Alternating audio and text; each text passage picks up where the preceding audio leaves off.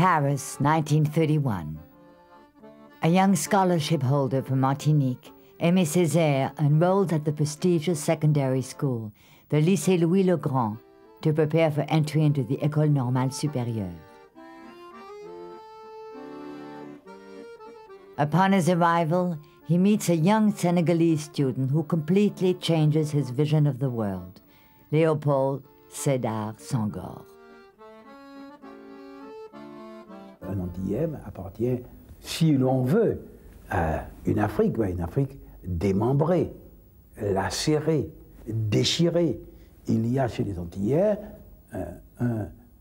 une angoisse qui n'est pas une angoisse africaine. Senghor, c'est l'Afrique en elle-même telle que l'éternité la pense. C'est l'Afrique éternelle, avec sa noblesse, avec sa dignité, avec son histoire, l'Afrique avec son humanité, sa philosophie, sa sagesse.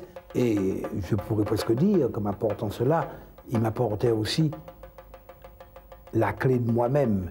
Senghor n'a jamais douté, il n'a jamais été déchiré.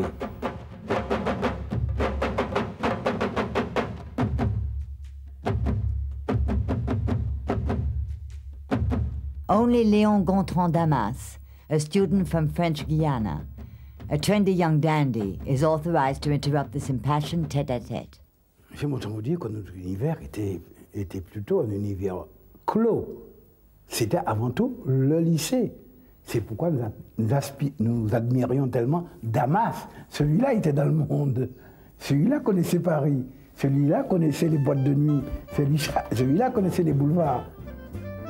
L'obsession nègre, et ça, l'intuition première, la douleur nègre, la joie nègre, le sarcasme nègre, le ricanement nègre, il a senti avec une force extraordinaire, et sans le dire en termes philosophiques, ce que j'appelle la déréliction nègre. Oui, orphelin de sa terre, de sa Guyane, orphelin de sa civilisation, de l'Afrique mère, et puis alors ce rythme de jazz perpétuel.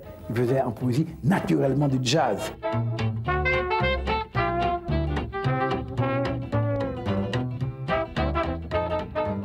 A wave of Black American music invades Paris. Saint-Germain and Montparnasse swing to its beat. With Duke Ellington, Josephine Baker, Sidney Bechet, the whole of Paris moves to the tempo of jazz music. Damas, the student, is a friend of Langston Hughes, Claude McKay, Alan Locke, Richard Wright, and County Cullen. It's thanks to Damas that Aimé Césaire discovers these young founders of the Harlem Renaissance, who have come to France to escape racial segregation in the United States. These young writers of the 30s and the 20s went to Paris because they had heard of freedom to express yourself, a freedom to live over and above the restriction in the United States. It was the period when Arthur Schomburg wrote his classic essay, The Negro Digs Up His Past, showing that we were an old people, we were older than Europe, older than our oppressor, older than slavery. La rencontre avec le monde nègre américain a été pour nous un choc. Jamais on avait décrit le monde nègre de cette manière. Le monde nègre était dans les accessoires, mais l'humanité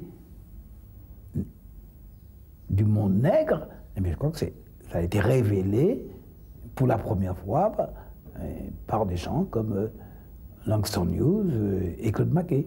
Nous leur devons vraiment une très grande reconnaissance. Ils nous ont aidés à nous découvrir nous-mêmes.